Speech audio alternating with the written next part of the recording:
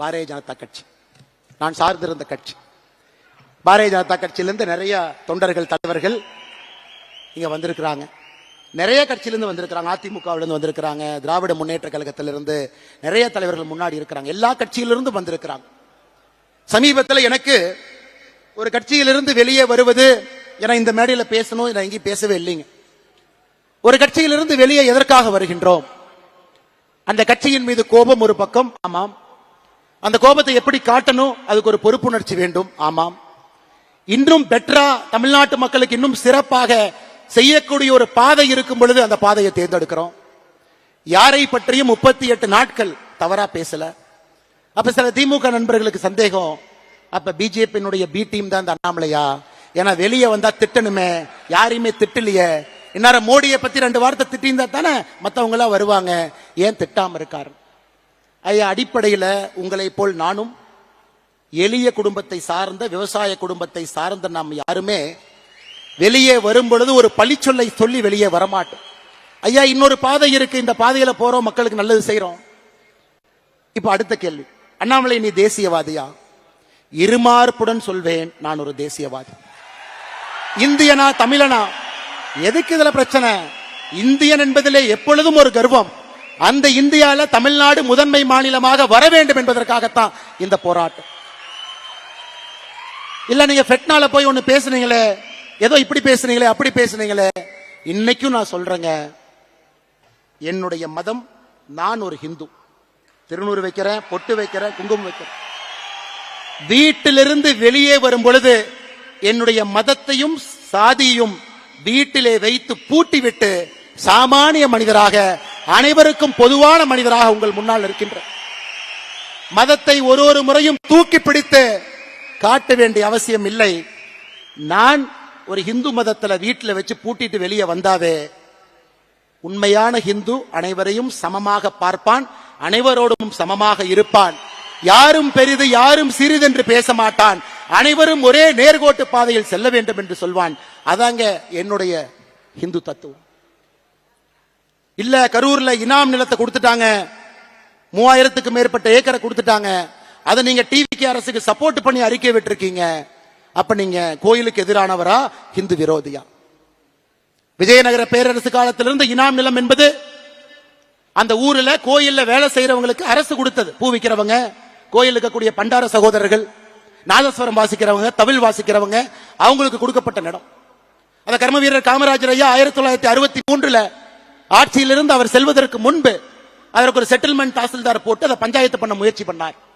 அதை திமுக காரங்க அதை வச்சு பாலிடிக்ஸ் பண்ணி பண்ணி பண்ணி கோவில் நிலம் இந்த நிலம்னு ஒன்னா சேர்த்து அதை 0 டிகிரின்னு ஒரு ஆர்டரை போட்டு பண்ணாம வச்சிருந்தாங்க. இன்னைக்கு ஒரு அரசு வந்து 60 ஆண்டுகளாக 100 ஆண்டுகளாக அந்த இனாம் நிலத்துல குடியிருப்பவர்களுக்கு திரும்ப அந்த மரியாதை கொடுத்திருக்கும் பொழுது அதை வரவேற்க வேண்டியது ஒரு தமிழனுடைய கடமையாகத்தான் நான் பார்க்கின்றேன். கோயில் சொத்தை நீட்போம், இனாம் நிலமும் கோயில் சொத்துக்கும் சம்பந்தம் இல்லை. இதற்கு எனக்கு கிடைத்திருக்கக்கூடிய பட்டம் அண்ணாமலை ஹிந்து விரோதி. அப்படிப்பட்ட ஹிந்து விரோதின்னு எனக்கு பட்டத்தை கொடுத்தீங்கன்னா அந்த பட்டத்தை அப்படியே நீங்க வச்சுக்கங்க. இதே ஹெச் ராஜா அண்ணன் கரூர்ல அக்டோபர் 2024 வந்து இனாம் நிலத்தை மக்களுக்கு கொடுக்க வேண்டும் என்று சொன்னார். அவர் இந்து விரோதி அல்ல. எடப்பாடி பழனிசாமி அண்ணன் அவர்கள் அனைத்து இந்திய அண்ணா திராவிட முன்னேற்ற கழகத்தினுடைய தேர்தல் அறிக்கை 2026 இனாம் நிலத்தை வசிப்பவர்களுக்கு கொடுக்க வேண்டும் என்று சொன்னார். அவர் இந்து விரோதி கிடையாது. ஆனா இன்னைக்கு நியாயமா நேர்மையா ஒரு மக்களுக்கு இருக்கக்கூடிய மக்களுக்கு அது செல்ல வேண்டும் என்றால் இந்து விரோதி. அதனாலதான் இந்த இடத்துல எத்தனையோ இடத்துல கிறிஸ்தவர்கள் இருக்கிறாங்க, இஸ்லாமியர்கள் இருக்கிறாங்க. அருமை சொந்தங்களே, இன்னைக்கு நான் அறுதியிட்டு தெளிவாக உங்களுக்கு நான் கோடிட்டு இந்த அமைப்பினுடைய ஒரு தன்னாளராக நான் சொல்லுகின்றேன். மதம் என்பது இந்த அமைப்புக்கு வெளியே, சாதி என்பது இந்த அமைப்புக்கு வெளியே. ரைட் ஹேண்டு லெப்ட் ஹேண்டு இந்த சாதி மதத்தை வைத்து இத்தனை காலம் அரசியல் செய்து பட்டது போதும். உங்கள் மதம் உங்களுக்கு பெரிது, என் மதம் எனக்கு பெரிது. அதை வீட்டிலே பூட்டி விட்டு வெளியே வரும் பொழுது அனைவருக்கும் பொதுவான சமமான ஒரு தமிழனாக, ஒரு இந்தியனாக, ஒரு மனிதனாக நம்முடைய வாழ்க்கை இருக்கட்டும். அருமை சொந்தங்கள், ஏன்னா இன்னைக்கு கோடிட்ட வேண்டிய நாம் இந்தியன் என்பதிலே பெருமிதம், அதில் எந்த மாற்று கருத்து வேண்டாம். அந்த அரசியலுக்குள்ள நம்ம போக வேண்டாம், அந்த அரசியல் நமக்கு வேண்டாங்க. அந்த சாக்கடை அரசியலுக்குள்ள நம்ம போக வேண்டாம். தமிழன் என்று சொன்னால் இந்தியனுக்கு எதிரியா? இந்தியன் என்று சொன்னால் தமிழுக்கு எதிரியா? நமக்கு அந்த அரசியல் வேண்டாம். நம்முடைய அரசியல் என்பது ஒருங்கிணைந்த இந்திய அற்புதமான இந்த நாட்டில், பாரத நாட்டில் முதன்மையாக தமிழகத்தை மாற்றுவதற்காகத்தான் இந்த அமைப்பு, அதற்காகத்தான் நம்முடைய உழைப்பு, அதற்காகத்தான் உங்களுடைய உழைப்பு இந்த இயக்கம். அருமை சொந்தங்களே, நாம தலைவர்களை கண்டுபிடிக்கணும், உங்களை மேல கொண்டு வரணும். உங்களுக்கான பிளாட்ஃபார்ம் இது. எத்தனையோ பேர் வாய்ப்பு இல்லாம இருக்கிறீங்க. தயவு செய்து நம்முடைய வீத லீடர்ஸ் அமைப்பை முழுமையா நீங்க பயன்படுத்தணும். ஒரு சிறு வேலை செய்தாலும் பெரு வேலை செய்தாலும் எந்த எதிர்பார்ப்பும் இல்லாம செய்யுங்க. மகாத்மா காந்தி 1924 ஒரே முறை காங்கிரஸ் தலைவர், ஒரே முறை. அதன் பிறகு காங்கிரஸ் கட்சி பொறுப்பிலே இல்ல. ஆனா மகாத்மா காந்தி சுதந்திரம் வாங்கி கொடுத்தாரு, இந்தியாவுடைய தலையெழுத்தை மாத்தினார். அதனால் பொறுப்பு என்பது அது வரும். பொறுப்பு என்பது ஒரு அடையாளம். பொறுப்பு என்பது ஒருங்கிணைப்பதற்கு தேவைப்படக்கூடிய ஒரு கருவி. பொறுப்பு என்பது பிரச்சனை இல்லாம ஒரு 100 பேருக்கு ஒரு இடத்துல உட்கார வைக்க வேண்டிய தேவைக்கு ஒரு ஆர்கனைசேஷனல் ஒரு எம்பளம் மட்டும்தான். ஆனா பொறுப்பே இல்லாம வீத லீடர்ஸ் தன்னாளர் எந்த எதிர்பார்ப்பும் இல்லாம 50 லட்சம் மரம் வைக்கணும்னு சொல்லியிருக்காங்க. நம்ம ஊர்ல மரம் வைப்போம். இந்த பொள்ளாச்சியில் இதற்கு முன்பு 15 ஆண்டுகளுக்கு முன்பு இந்த சாலையில போனீங்கன்னா பக்கத்துல 2 புளிய மரம் இருக்கும். புளிய மரத்தை வெட்டியாச்சு. அடுத்த மாதம் புளிய மரத்தை வைப்போம், திரும்ப அதை வளர்த்துவோம். நம்ம காலத்துல வளரலினா கூட குழந்தைகள் காலத்துல அந்த புளிய மரம் வளர்ந்து இருக்கட்டும். அவன் செஞ்சிருந்தானா வீத லீடர்ஸ் அமைப்பினுடைய தன்னால். நம்ம காலத்துல வச்சு நம்ம காலத்திலேயே புளியங்காய பொறிச்சு நம்ம காலத்திலேயே சாப்பிடலாம். நமக்கு அது வேண்டாம். நம்ம செய்யக்கூடிய எத்தனையோ தீர்வுகள் அடுத்த தலைமுறைக்கு அது உதவியாக இருக்கும், அதையும் செய்வோம். எத்தனையோ தீர்வுகள் நம்முடைய தலைமுறைக்கு உதவியாக இருக்கும், அதையும் செய்வோம். அன்பு சொந்தங்களே, அருமை சொந்தங்களே, நாம் தெளிவாக இருக்க வேண்டும். யார் நம்மை பிரித்தாலும் கூட சேவை என்கின்ற ஒரு வார்த்தையில நாம் இணைந்திருக்கின்றோம். தமிழகத்தினுடைய மாற்றம் என்கின்ற வார்த்தையில் இணைந்திருக்கின்றோம். பெண்களுடைய முன்னேற்றம் என்கின்ற வார்த்தையில் இணைந்திருக்கின்றோம். இது எல்லாவற்றையும் தாண்டி இந்த வீத லீடர்ஸ் அமைப்பு it is an biggest experiment. இந்தியாவில் இந்த மாதிரி நடந்ததே இல்ல.